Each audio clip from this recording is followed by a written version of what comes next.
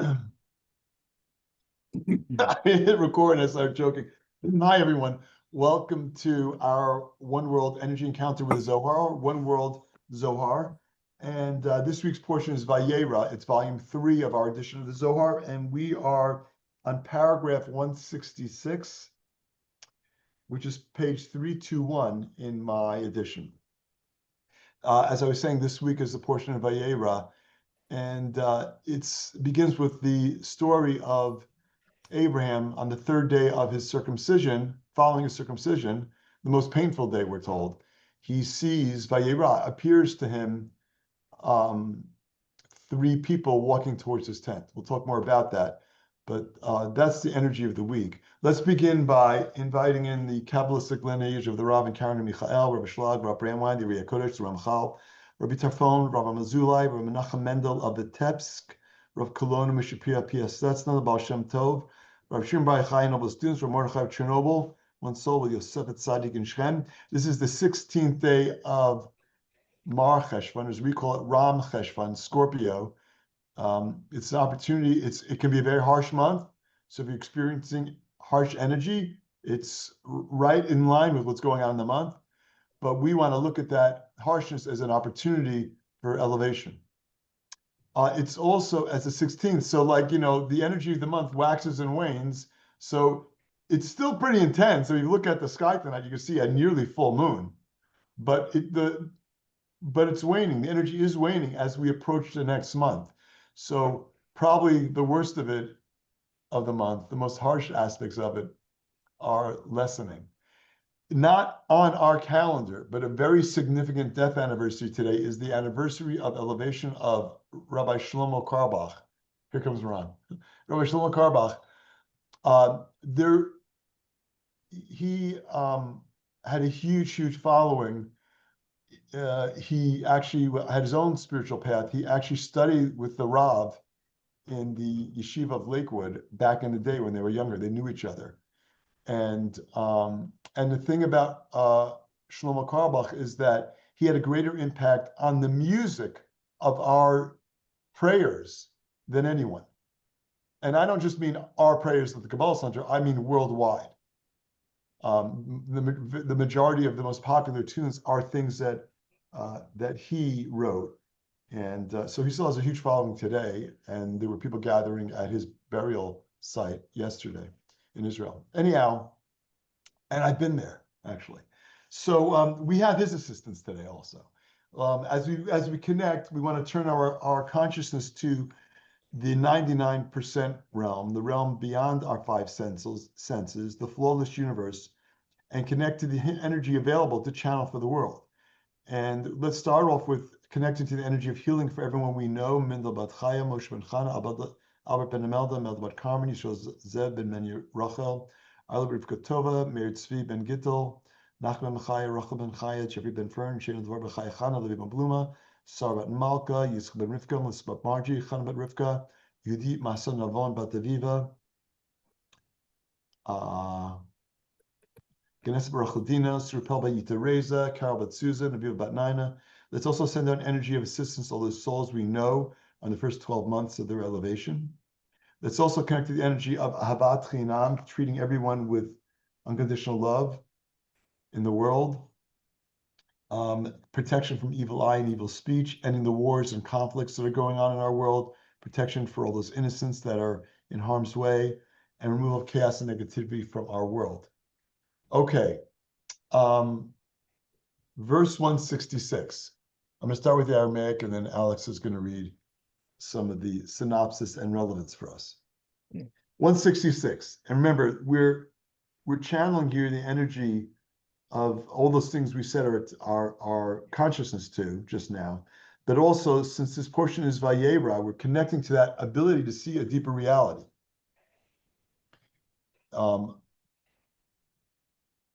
Which is seeing the reality of the 99%, the tree of life. 166. Kevan de'it basar Avram beYitzchak makativ v'yakumi misham ha'anashim v'yashkifu al pnei Sdom. Rabbi Elazar Amar tachazei kama an hag kucha brichu tivu im kol b'riyan v'chol shechen Le'inun da'azle ba'orchoi, da'afilu bezimna deva'e lemedan alma, iu garem leman derachem le, lemisked b'mila, ad la yete hahudina le'alma. Alex, let's start with the language from the synopsis. Before any negative occurrence befalls an individual, the Creator always sends a gift. Really? So understand that there's this spiritual idea that the remedy shows up before the illness.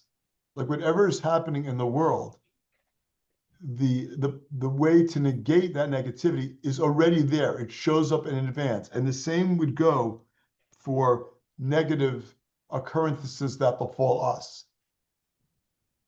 The Creator sends us a gift beforehand. But what happens is when we encounter negativity, we go right to body consciousness. We go right to reactivity. And so we're not going to see the gift. We're not going to see the light in that situation. We're not going to see the gifts that are available to us. We're not going to see the opportunity that's presented by the negativity that befalls us. So the first thing we want to do, and the first opportunity we have here to connect to, again, is that deeper vision, is to see the gift, is to see the negativity that befalls me as an opportunity, is to see that I have the ability to embrace the circumstances, to not resist them. When I resist them, resist and it persists. That's not mine. We want to embrace the challenges that we encounter. Yes, we are in volume 3 Vayera, and we're reading the synopsis to paragraph 166. The article is called "And the Men Rose Up from There." Let's continue, Alex. But just a quick word on that. Like Yes, please. that's a trained muscle. Yes. And my limited experience is that when you train that more, you see these opportunities pop up more frequently. And they seem like they start off as these small little windows, and the consistency over time creates these bigger opportunities that you start to see more frequently. So again, it is, the analogy of training a muscle, it is like training a muscle. The more we work our muscles, the more we can lift, the more we can channel, the more we can do. If I work on my balance, the more balance I'm going to have. If I'm doing yoga, the more circulation and balance and calmness I'm there. I heard a funny joke the other day. Someone said, listen, if you're doing yoga and you're rushing to get to yoga class, you're not doing the yoga right. That's I mean, true. right. I mean, so like we want to be working to grow our consciousness more and more. So we want to use all life experiences to expand our vessel so that we can handle more. And so one of the things that we do is we want to restrict, we want to be present, we want to see the opportunities in every minute. We want to see where compassion is necessary for the people around us and provide that safe space for them. We want to see when compassion isn't necessary, when they are flipping the script, and be wary of the boundaries we need to create for the interactions we have. We need to be careful about where we're sharing our energy. Not everyone is, well, certainly no one's entitled, but not everyone is meritorious of the energy that you have to share. Your prime job is to create boundaries around your energy. When you're in the airplane, and if the masks ever drop, you put your mask on before you assist somebody else. Our job, and I know culturally it sounds selfish. No, it's not selfish. It's you becoming aligned with your soul's purpose. I need to take care of myself. Let's continue. This gift is an opportunity to perform a positive action so that we can protect ourselves from any judgments decreed against us. Okay, so again,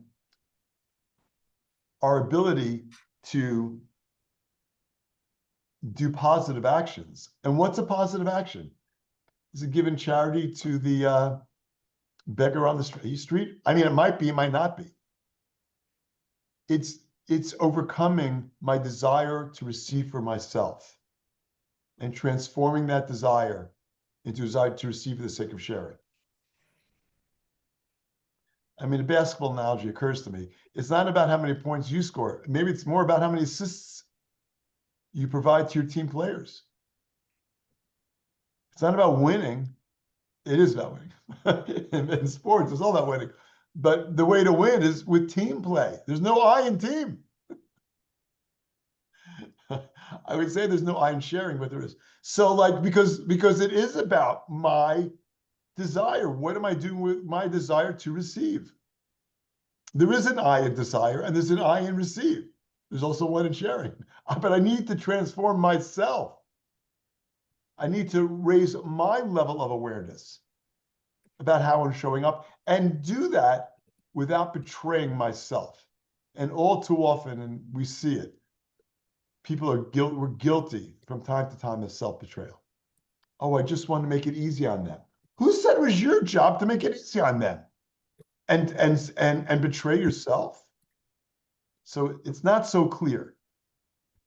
What is clear is if it's uncomfortable, that's a telltale sign. That's the direction I need to be moving in, assuming it's a healthy place. Let's continue. This principle is concealed in the biblical story of Abraham. How so? Yeah. The three angels were sent to Abraham by the Creator. When Abraham invites these three angels into his home, it is an act of true kindness. Okay, why? He was inviting people in all the time. That actually was his nature. Okay, it was his nature because he's the channel for mercy, for unconditional love. He's the right column channel for chesed. He opened that channel up. So the world was changed because of what he did. And let me remind you, something that Michael has said recently.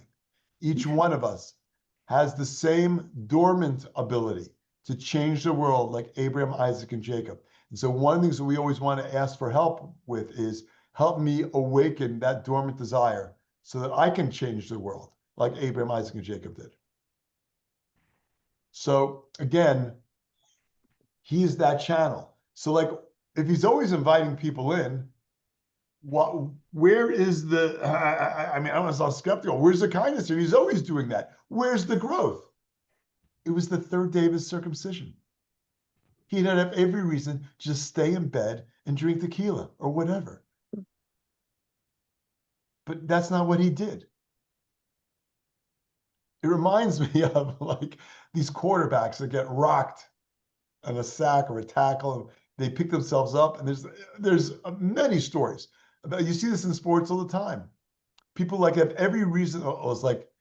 It's that story that I saw the story on the U.S. Olympic team, 1980. Like one of the guys is literally playing injured. Like it's like you see in sports, people play through injuries all the time. They'd have every reason in the world to sit on the bench and take care of themselves, but they're committed to a larger goal. Not the same as changing the world, though. And that's what we're committed to doing. And we're going to get knocked down. I mean, there's no question. The more elevated you become, the harder the hits are. It's just the reality. It's just the reality. Let's continue. Consider Abraham's situation. He was 100 years old, and it was the third day after his circumcision, which is the most painful day, and the weather was unbearably hot. Nevertheless, Abraham put aside his own self-interest and welcomed the three strangers, angels, into his home where he had bathed and fed them. This positive action saved the life of Abraham's nephew, Lot, when the cities of Sodom and Gomorrah were destroyed. So the cities were going to get destroyed. Lot was there. Before that happened, this is the gift. Did Abraham know that was the gift that he would get from his sharing beyond his comfort level? No. I mean, this is extreme sharing beyond your comfort level. But that's the thing. When we do that, we get out of our comfort zone and do an act of selflessness, of sharing. We create openings for blessings, for energy of protection, for energy of healing. And so we are also the benefactors of that by reading this section, giving us also opportunities to, in the face of challenges, to rise above our nature. I would usually just pack it in at this point, but I'm going to take another step further. I don't know what's going. I mean, I'm between a rock and a hard place. I don't know. I don't see any way out. I literally do not see any way out. All I can do is put one foot in front of the other, one step at a time, and hand the rest over to the light. And if there's a big blessing that we're working on that is potentially there, rest assured the other side is going to come in and bombard you like there's no tomorrow. And you're going to react. And when you react, it's like, oh my God, this can't work. I can't handle this. I mean, that voice in your head, which is not your voice, it's the voice of the opponent. It's going to try and take that light. Okay, let's go into the relevance, Alex. Doing a great job. It is human nature to be governed by the primal instinct of self-survival. Yet it is also uniquely human to put aside one's own needs in consideration of others, albeit a much more difficult duty to perform. And that's what Abraham did. He didn't take care of himself. It was a selflessness to help other people when he was in extreme discomfort. Go ahead. We are empowered with the strength to overcome our natural tendency to be self-absorbed in our own problems. It's kind of like waking up. It's really what it is. We have to wake up to our circumstances because it's natural. It's human to just be concerned with, oh, me, a poor me. I know it is. That's really lousy. Yeah, of course it is. That's not the issue. The issue is, what do I do about it? Go ahead. We create the consciousness and awareness to recognize opportunities for sharing. In turn, our positive actions of sharing will give us the ability to overcome or circumvent difficult situations in life. Yes. And remember, stepping out of our comfort zone sometimes is being direct with people, treating them with human decency, but being direct. Try to think of an example. I can think of examples. I'm not sure the things I want to share. But it's like being direct with me. You're showing up this way. You're showing up in a way that's not conducive towards strengthening this relationship. There are so many things that we do that destroy trust.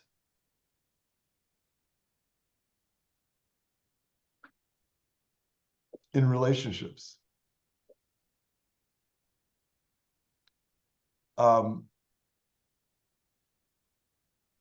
We want to be cognizant of that in our relationships. Ron, what do you want to add to that? Oh my God, I was afraid you were going to call me. I was just thinking of, I don't know what this thought came up. And I don't even remember what you just said right now, but there's this movie from like years ago called Kingdom of Heaven.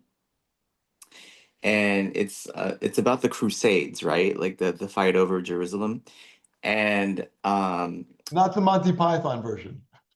No, not no, this one's more serious, right? Yeah, I hear that. And there was like a point where I think the one ruler who was like kind of like corrupt, there was an opportunity to take him out, but the person, like the lead person, didn't do that because he's like, okay, like I have my morals, I don't want to do it. And then so like the queen at the time, or like whatever, the one that was like kind of in cahoots with him, was like, sometimes you have to do a little bit of evil for a greater good. I don't know. I don't know. I don't even remember what you said, but it was like something like along those lines. I mean, again, it's like, you think that like preservation of everyone's life is the number one issue, but at times I need to be protecting myself, my family, my community, and there are people out there that don't share that perspective, and it's painful, and not everyone's cut out for it.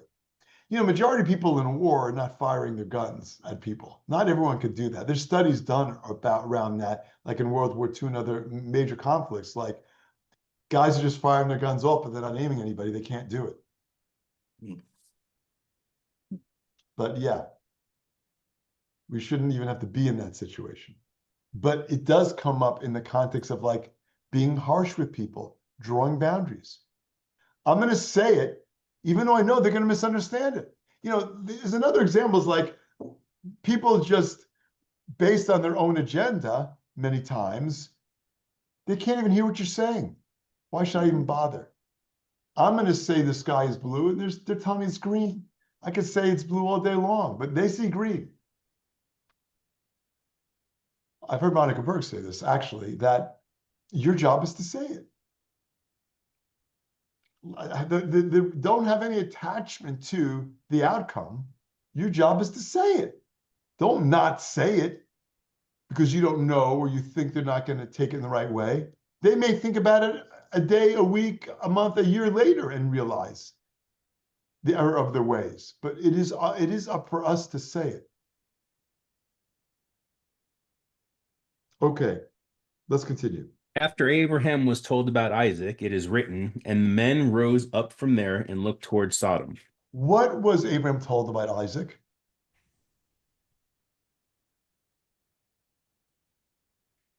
He would be born. Yeah, Right. You're going to have a son. Now, remember, God had been telling him this, but hadn't yet delivered on it. Abraham was 100. And understand, though, that the trajectory of his life changed after circumcision.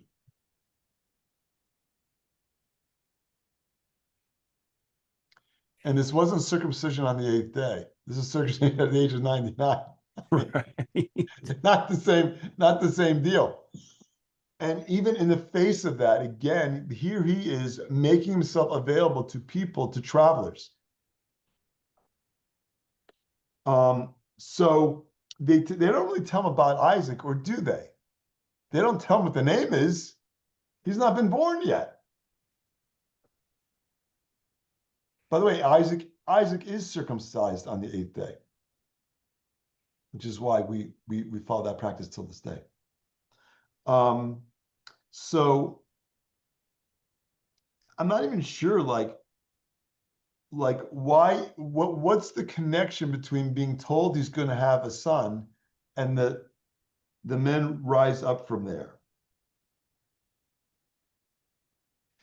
They were done with their work. They weren't just hanging out there and kicking back, having a couple of beers, watching, ESPN. No, they came for a specific purpose, and they went on. These weren't men. It says, and the men rose. V'yakum misham ha'anashim. Anashim, ish, men. They weren't men. They were angels. So one of the ways we know that they were angels is because this is not a typical human response. Angels can only come here and do what they're here to do. They're singular in their purpose. And the reason, couldn't one angel do all this? Each one of those angels had a specific purpose. That's why there were 3 angels. So you see when the angels go to Sodom, there's only 2. What happened to the other angel? His job was done. He checked out. So for us, it's imperative that we also have consciousness around what our soul's purpose is. The difference between us and angels is they come here knowing their purpose. We come here not knowing it. We don't know what our specific purpose is. We're on a journey of discovery about that purpose. And that journey of discovery, aligned with trying to figure out that purpose, is part of why we have challenges and part of how we elevate. We elevate our soul. We elevate our consciousness. Let's continue. Rabbi Elazar said, "Come and behold. The Holy One, blessed be he, shows goodness to all beings, but especially to those who follow his path. And even when he decides to judge the world, he arranges for anyone who loves him to perform a meritorious act before the world is punished." So understand what he's saying here. What he's saying is that when there's judgment there, it's not just a gift. He's giving you the opportunity to do something that would merit being saved. Hey, David, I was Yes. reading a different section earlier today and struggled with it until I got deeper into the section and beyond. And what I'm getting at is what I was struggling with was it said, and God has judgment. And I'm like, well, wait a minute. If God is all, is all good and all only sharing, that's what we're emulating. How is it that he has judgment? And the way I guess I understood what I was reading was there's judgment directed as there is towards Sodom and Gomorrah based on the actions of the people that were there. So, I think saying what you said, we just need to be out of the line of fire. If we're not participating in that negativity, we're not necessarily in the line of fire of the judgment. We get our own judgment when we do our own misdeeds, if you will. Right. But there's also this concept which other Zohars have discussed. It's like when the destroyer is given permission to destroy, righteous souls can get caught up in the middle of that. This reminds me of the whole point about evil speech, because evil speech just doesn't impact the person who's actually distributing the speech. It also impacts the people who are receiving the speech. That's correct. Kind of in that same path. That's correct. So we want consciousness. It's a great point. It's something we want conscious around, that it's like, don't walk out into traffic thinking you're going to be protected. Right. Okay. There was a story with the Rav who he said, somebody challenged him and said, if you have such a strong faith and belief, why do you put a seatbelt on every day? That's right. That's one of my favorite stories. Exactly right. You remember what he said?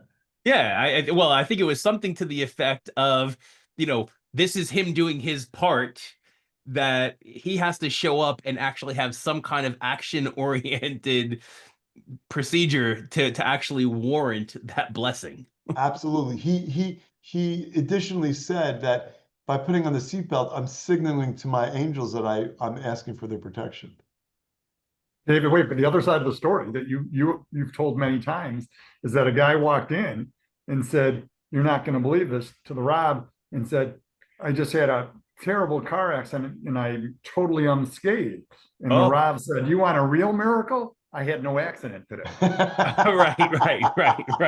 There's that happen. Yeah, that's great. Good call, Peter. That's great. That's great. Okay, verse 1. Remember, the point of all this, especially where we want to have our consciousness, is there is energy of protection that we want to have conscious about. We want to avail ourselves of. I shared this week that I've been around teachers when circumstances were not looking too positive, and right away they say the Anapakoach, the prayer that we have to connect them to the 42-letter name of God, to protect for energy of, to connect to energy of protection, to connect to energy of injecting order and removal of chaos from situations. So again, one of the tools that we have, one of the most powerful tools that we have. 167. Detaninan b'sha'ata dekuchabrichu rachem le lebar nash me shadar le derona uman ihu miskena begin diiskei be dechemen dazache be ihu amshich ale chad chuta dechesed dit meshach mistar yamina ufarish arashe urshimle begin dechad dina la'alma hahu mechabla Yiz the harbe, uzakev enoi bechama lahu rishimu uchadein is talak mine. The is the harbe beginei kach akadem le kuchabrichu bameh these ke. This corresponds to what we have learned when the Holy One, blessed be He, loves a person. He sends him a present. And what isn't that interesting? I wonder what does that mean, a present? Is that something physical? We're about to find out. And what is that present? It's a poor man for whom he can perform a meritorious act. It's an opportunity to rise above my nature of thinking when I give, I have less. Au contraire, when I give, I have more. Well, that's not the way it works in the physical realm. That's right. It's a connection to the 99% realm. That when I give, I have more. Well, that makes no sense. Well, not in the world of logic. Go ahead. So now that he is meritorious and deserving, the Holy One, blessed be he, draws a cord of grace from the right side upon him. He winds the cord around his head and marks him so that when judgment falls on the world, the angel of destruction will take notice of him and not hurt him. Some kind of headband, like from the ABA days? Like what's going on? There's been a cord wrapped around your head. There are other descriptions of the energy of mercy that it is drawing down a line of mercy from the upper realm. So essentially, this is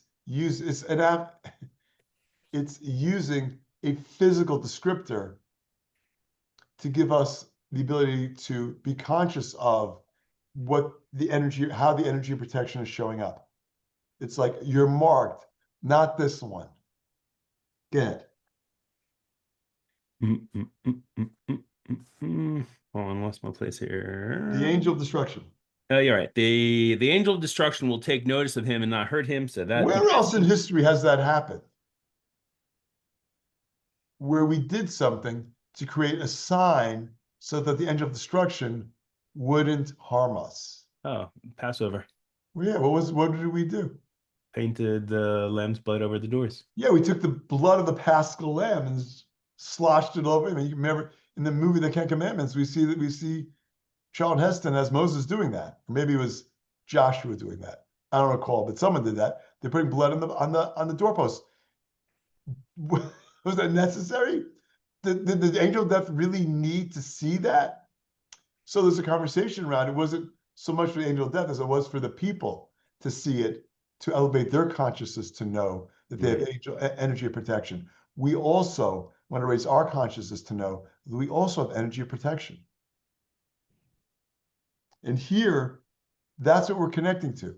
Listen, this isn't just some Bible study here about things that went on thousands of years ago.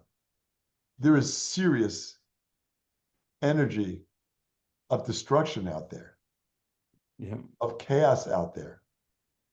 Arguably, there always is, but there definitely is. And so for us, this is an opportunity to connect to the energy of protection. Let's continue. Because he raises his eyes and notices that mark, he avoids him. Does the angel of destruction have eyes? Again, it's somewhat anthropomorphic. It's observing it. Like, this is, interestingly, again, the name of this week's portion, Vayera, and Abram saw. Are we just seeing with our eyes? No, we don't. We perceive. It's a level of perception. We want to be perceiving what's a positive situation, what's a negative situation, what's a circumstance we should go into, what's a circumstance we should avoid. We want to be able to see that, perceive that. Let's continue. This is why the Holy One, blessed be he, arranged beforehand to make him meritorious. And again, so what was Abraham's situation? To greet the angels and to open up these channels for energy of protection, not even for him, for Lot, for his nephew. Let's read 168. V'tachazei kad ba'e kuchabrichu la'ita'ad dina al stom. Aske kodem la'Avraham, v'shadar le derona lemiskane imhon, begin l'shez zava l'lot bar achuha mitaman. Hadativ v'yiskor Elokim et Avraham, v'yishalach et Lot mitoch ha'hafecha. V'lakativ v'yiskor Elokim et Lot, daha bizchute d'Avraham ishtized. Umay v'yiskor d'tachir le mai d'azke kodem. Im inun talat malachim. Come and behold, when the Holy One, blessed be he, planned to execute judgment on Sodom, he prepared a meritorious act for Abraham by sending him a present, which refers to the three angels. Okay, so that's the present. That's a present? Well, it's an opportunity. It was a gift. It most certainly was. So, like, what are my gifts? Like, it doesn't come gift wrapped. It's going to come up showing us something else. It may actually arrive in a damaged package. It may actually show up as something that looks like it's negative. When I meet someone on the street and it's like a homeless guy and it's like, I don't really want to engage, is that the gift? But David, right, is almost always going to be a challenge. Right. That's what I was. That's that's- the point. Yeah, that's what we have to overcome. So That, plug for Limitless. Reminder, wonderful class by Eitan in the last session was talking about, well, many things, but one of the primary things we talked about this the other day in class was you get presented with something that's triggering.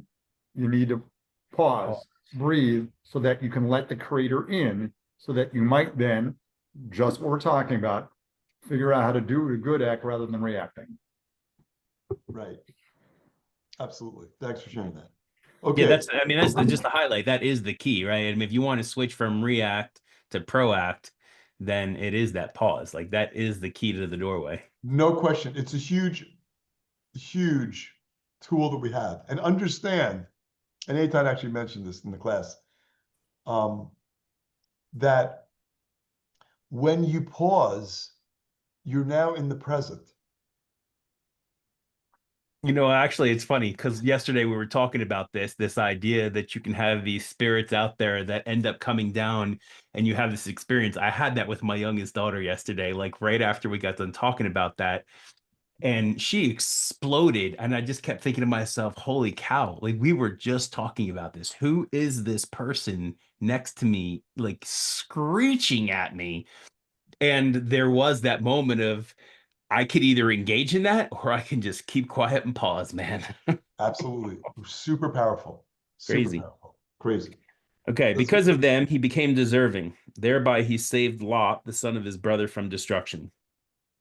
This is why it is written, and Elohim remembered Abraham and sent Lot out of the midst of the overthrow.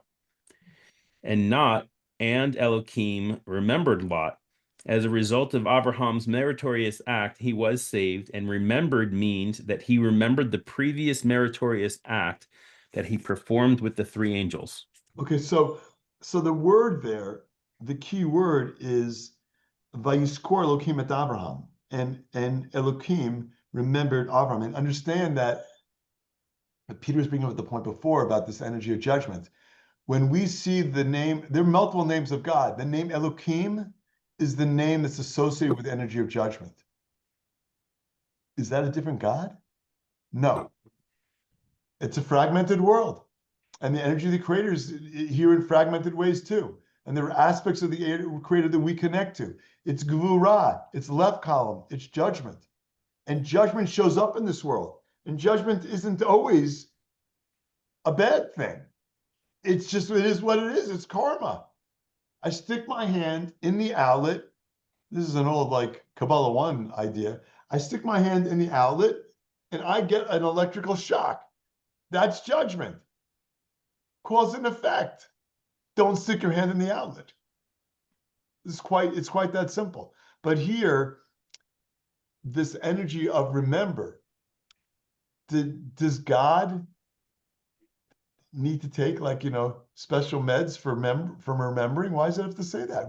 Why can't it just be in God saved Lot? Why is it God remembered? So there's a connection here that it's an anthropomorphism. It's not wholly accurate. It's an anthropomorphism. That God forget? Does God forget? It's not possible. I need to remind God of something? No, again, it's about us. It's about us understanding that we do things and the positive doesn't happen right away. It's for us to understand. There's a delay between cause and effect. Not everything is stick your hand in the outlet and get electrocuted right away. I do things I don't see the effect right away. And the reason why there's a delay between cause and effect in our world is to leave room for us to do tshuva, for us to connect to our soul, to return to our purest self. And so that's the delay here. And so even though we do something of positive nature, we're building merits. We're carrying that energy protection around with us till we need it. In this case, so this language is helping us to understand that it's not that, one of my teachers said, and we'll close with this idea. One of my teachers said a long time ago, he's like, we talked about the consciousness to have for different acts. So like, if I'm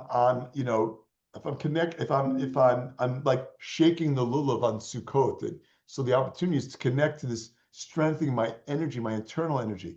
And if in the sukkah, I want to have the conscious that I'm surrounding myself with energy of surrounding light. That is light of protection, which we're connecting to here, and light of my growing to my potential.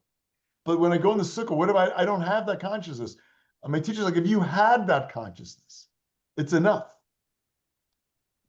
Don't let the Satan, the other side, beat up on you because you didn't have consciousness at the precise moment you were doing something. If you had consciousness, that consciousness remains.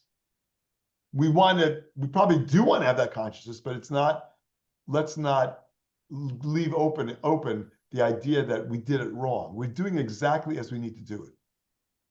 Okay. I'll leave you with all of that. We're out of time. Thank you. Alex. Shabbat shalom, Shabbat everybody. shalom. Love Shabbat you shalom. guys. And look forward to studying some more Zohar again next week. See you guys. you. All right. Bye. Shabbat shalom. Shabbat shalom. Shabbat shalom. Shabbat shalom.